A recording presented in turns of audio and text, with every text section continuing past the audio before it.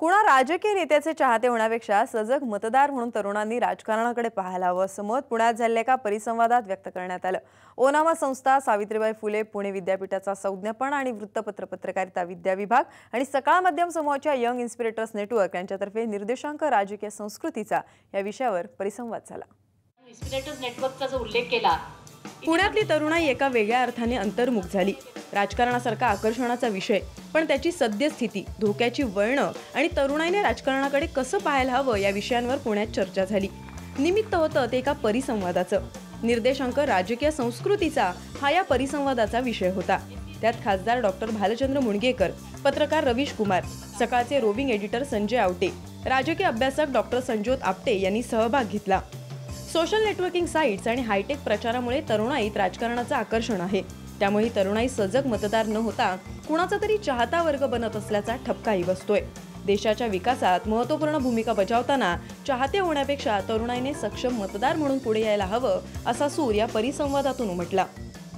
Politics घडतं ते एका विशिष्ट समाजात घडतं, एका विशिष्ट कल्चरल किंवा हिस्टॉरिकल किंवा इकॉनॉमिक त्यामुळे फ्रेमवर्कच्या मध्ये हे घडत असतं आणि ज्या पद्धतीने ह्या सगळ्या घटकांचा इफेक्ट राजकारणावर होतो तसंच राजकारणाचा इम्पॅक्ट ह्या सर्व घटकांवर होतो। इथं असलेल्या नवीन समाजामध्ये प्रत्येक माणसाला डिग्निटी देण्याचं जे काही काम असेल ती यापुढे आपली राजकीय संस्कृती करणार आहे, हा शब्द हा आपल्या राजकीय नेत्यांनी दिला आणि मला असं वाटतं की तोच आपल्या राजकीय संस्कृतीचा खरा पाया आहे। की माध्यमांचा रोल हा अॅनेस्थेशियाचा रोल आहे की काय असं वाटतं, म्हणजे भूल देण्याचा।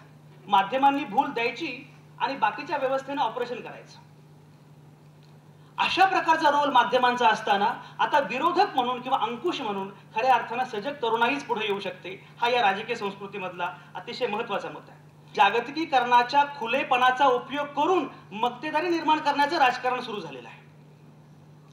अशा वेळी तरुणांच्या समोर कुठलं आव्हान आहे हे आपण लक्षात घेतलं पाहिजे। आपण ग्राहक नाही आहोत, व्हॉट्सअपवरच्या भाषेमध्ये आपण गिराईक नाही आहोत, आपण खरोखरच सजग राजकारण घडवणारे नागरिक आहोत। राजकारण हा संस्कृती आणि जीवन पद्धतीचा अविभाज्य घटक आहे। मात्र राजकारण आणि नेत्यांविषयी आज नकारात्मक विचारसरणी निर्माण झाली आहे। हे चित्र बदलायला हवं असं मत डॉक्टर भालचंद्र मुणगेकर यांनी व्यक्त केलं। आपण बऱ्याच वेळा राजकारणाचा विचार करत असताना, पॉलिटिक्सचा विचार करत असताना पॉलिटिकिंगचा विचार करत राहतो। पॉलिटिक्स इज मोस्ट सॅक्रोसंट थिंग, अत्यंत पवित्र गोष्ट आहे पॉलिटिक्स म्हणजे। ती पॉलिटिशियन लोकांनी नासवण्याचा प्रयत्न केला किंवा ती नासवण्यामध्ये किंवा ती खराब करण्यामध्ये ते यशस्वी झाले काही प्रमाणामध्ये, this does not mean that politics is irrelevant. आपल्या सार्वजनिक जीवनाचा, व्यक्तिगत जीवनाचा, नागरी जीवनाचा प्रत्येक अंग, प्रत्येक क्षण हा राजकारणाने नियंत्रित केलेला असतो।